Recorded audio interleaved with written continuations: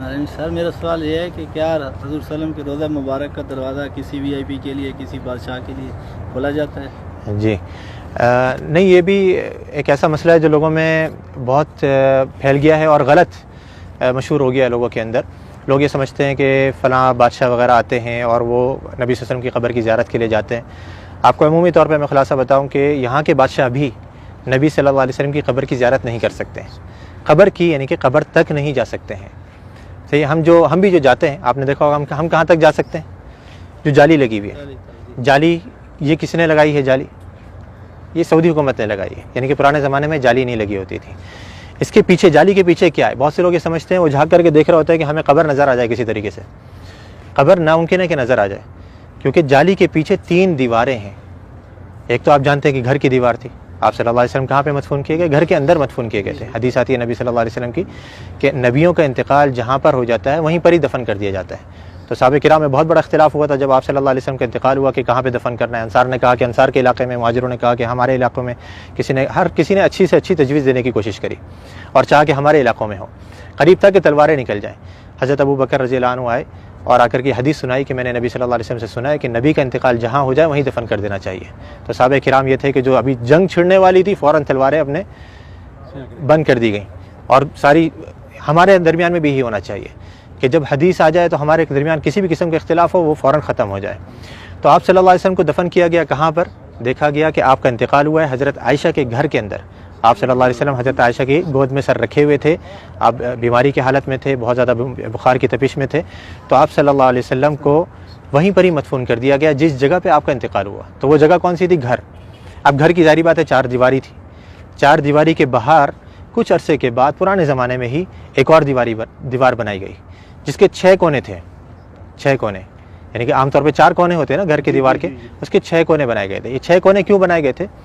پیچھے کی طرف سے، قبلہ بھی اس طرف ہے، جنوب میں، مدینہ کا جنوب میں قبلہ ہے، گھر ادھر ہے، گھر کے پیچھے کا جو علاقہ ہے وہاں پہ تیکون بنایا گیا تھا، جو دیواریں ہیں وہ تیکون کر کے بنائی گئی تھی۔ کیوں تیکون بنائی گئی تھی؟ تاکہ کوئی شخص جب نماز پڑھے تو اس کی سیدھ نبی صلی اللہ علیہ وسلم کی قبر کی طرف نہیں ہو، ادھر کوئی نماز نہ پڑھ سکے، تاکہ آپ صلی اللہ علیہ وسلم کی قبر سامنے نہیں آئے نماز کے درمیان میں۔ کیونکہ نبی صلی اللہ علیہ وسلم کی حدیث یہاں پہ لکھی ہوئی، آپ نے بورڈ پہ پڑھی ہوگی کہ آپ صلی اللہ علیہ وسلم نے قبرستان میں یا قبر کی طرف رک کر کے نماز پڑھنے سے منع کیا ہے۔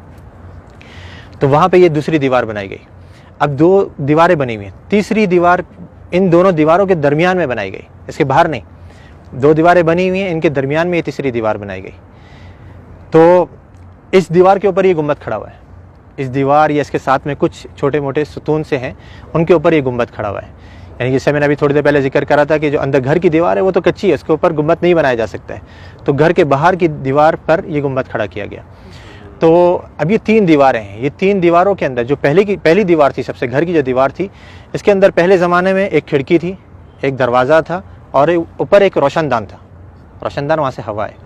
کھڑکی اور دروازہ جو پرانے زمانے میں بند کر دیا گیا تھا، رہ گیا تھا روشن دان، وہ بھی کچھ عرصے کے بعد اس ڈر سے کہیں کوئی پرندہ اندر گر کر کے مر نہ جائے اور اس کی بسان بدبو وغیرہ اندر پھیلے، وہ بھی بند کر دیا گیا بالکل۔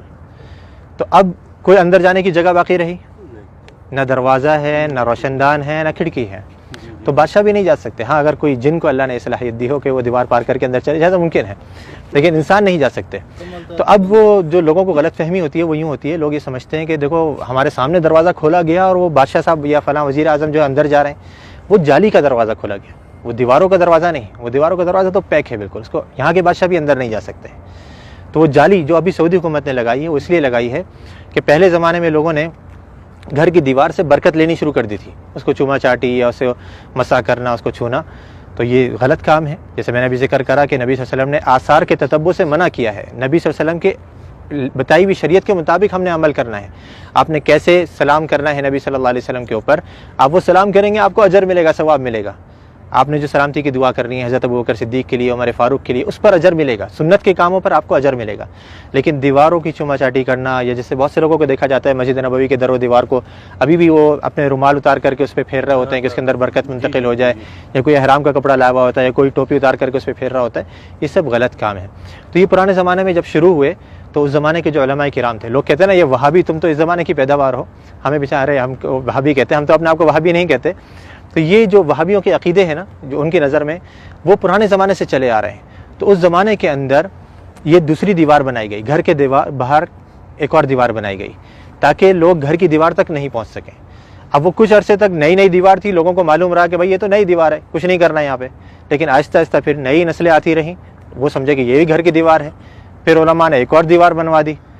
پھر آخر میں سعودی حکومت نے کہا کہ ہو سکتا ہے لوگوں کے ذہنوں میں یہ چیز رہے کہ دیواریں ہم بناتے رہیں گے تو سمجھیں گے گھر کی دیوار ہے، تو ہم جالی لگوا دیتے ہیں۔